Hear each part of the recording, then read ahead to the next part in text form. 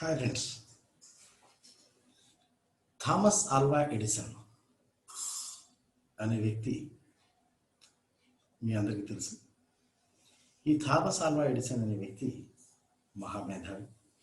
1095 వస్తువులు పేటెంట్ చేయించుకున్న వ్యక్తి. అంటే 1095 వస్తువులకి పేటెంట్ రైట్స్ కలిగినటువంటి వ్యక్తి. ఆ 1095 ప్రోడక్ట్స్లో ఇప్పటికీ కొన్ని ప్రోడక్ట్స్కి పేటెంట్ రైట్స్ కింద వాళ్ళ వారసులు, థామస్ ఆల్వా ఎడిసన్ యొక్క వారసులు ఇప్పటికీ వాళ్ళు కొన్ని కోట్ల రూపాయల రాయల్టీని అనుభవిస్తున్నారు, పొందుతున్నారు. ఇప్పటికి కూడా, ఈ రోజు కూడా, అంటే 3 తరాలు ఏదో జరిగింది, అయినా సరే ఇప్పటికి కూడా వాళ్ళు అనుభవించగలుగుతున్నారు. అయితే ఇక్కడ మనం గుర్తించాల్సిన విషయం ఏంటంటే, ఒక మేజర్ పాయింట్, బల్బ్ అనేది ఎడిసన్ కనిపెట్టారు. బల్బ్ అనేది ఎడిసన్ కనిపెట్టగానే, అంటే బల్బ్ అనేది కనిపెట్టడానికి చాలా మేధస్సు కావాలి, చాలా తెలివితేటలు కావాలి. రీసెర్చ్ 10,000 సార్లు రీసెర్చ్ చేశారంటారు, 10,000 సార్లు ఫెయిల్ అయ్యి మళ్ళీ కనిపెట్టాడంటారు. Okay, fine, that's all very good, wonderful. అయితే అలా 10,000 సార్లు ఫెయిల్ అయిన తర్వాత, కనిపెట్టిన తర్వాత కూడా బల్బ్ కనిపెట్టినంత మాత్రాన ఆయన ధనవంతుడు కాలేదండి. Please importantly make in note of this point. ఇక్కడ మనం అర్థం చేసుకోవాల్సిన విషయం, చాలా ఇంపార్టెంట్ పాయింట్ ఉంది. Especially poor and middle class వాళ్ళందరూ కూడా వాళ్ళ పిల్లలకి ఇంజెక్ట్ చేస్తుంటారు విషయాలు. ఆ ఇంజెక్ట్ చేసే విషయంలో ఏంటి ప్రమాదం అనేది మీరు వాళ్ళని గుర్తించాలి. థామస్ ఆల్వా ఎడిసన్ అనే వ్యక్తి ఈ బల్బ్ అనేది కనిపెట్టడం ద్వారా, 10,000 సార్లు రీసెర్చ్ చేసి బల్బ్ అనేది కనిపెట్టడం ద్వారా ధనవంతుడు కాలేదండి.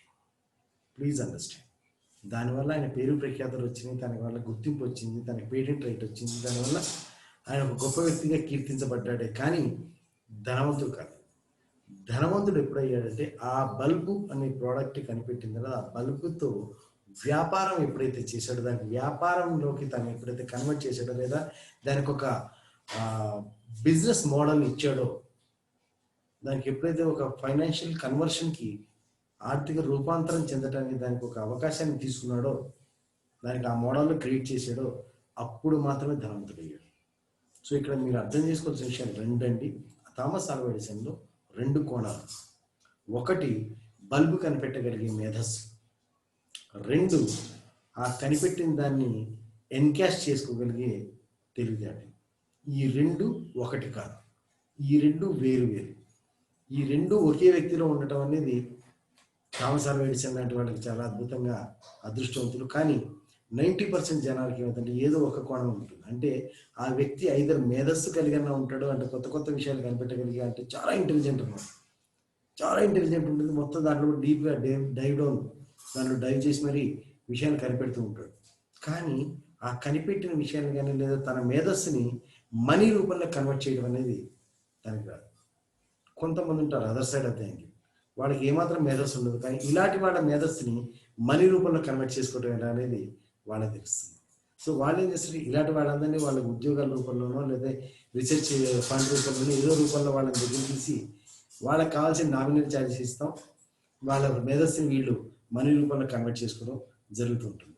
అయితే మనం మధ్యతరగతి వాళ్ళు కానీ ఎవరైనా సరే పూర్తి స్థాయిలో వాళ్ళ పిల్లలకి టీచ్ చేసేది, లేదా ఇంజెక్ట్ చేసేది, ఇన్కల్కేట్ చేసేది మేధస్సు మీద మాత్రం. అంటే బల్బు కనిపెట్టే తెలివితేటల మీద ఉన్న ఫోకస్, ఆ బల్బు కనిపెట్టిన తర్వాత దాన్ని ఎలా ఎన్కాష్ చేసుకోవాలనే దాని మీద ఉండకపోవటం వల్లే ఎంతోమంది మేధావులు, ఎంతోమంది శాస్త్రవేత్తలు, ఎంతోమంది గొప్ప గొప్ప మేధస్సు కలిగిన వ్యక్తులు ఈ రోజున ఒక మామూలు స్థాయి జీవితాన్ని గడుపుతూ ఉంటున్నారు.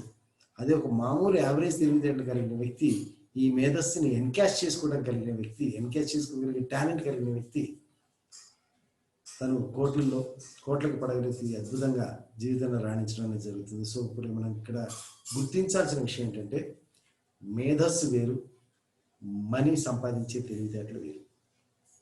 సో 2 ఒకటి కాదండి. మేధస్సు ఉన్నవాడికి మనీ సంపాదించే తెలివితేటలు ఉండాలని లేదు, మనీ సంపాదించే తెలివితేటలు ఉన్నవాడు మేధావి ఉండాలని అవసరం అంతకంటే లేదు. సో ఈ 2 వేరు వేరు కోణాలు. సో ఈ 2 వేరు వేరు కోణాలు ఉన్న దాన్ని మనం గమనించి, గుర్తించి, మనం దానికి అనుగుణంగా మన జీవితాన్ని ప్లాన్ చేసుకోవాల్సి ఉంటుంది. థ్యాంక్ యూ వెరీ మచ్ అండి. ఛానల్ లైక్ చేయండి, ఇలాంటి వీడియోస్ మరిన్ని చూడవచ్చు. థ్యాంక్ యూ అండి.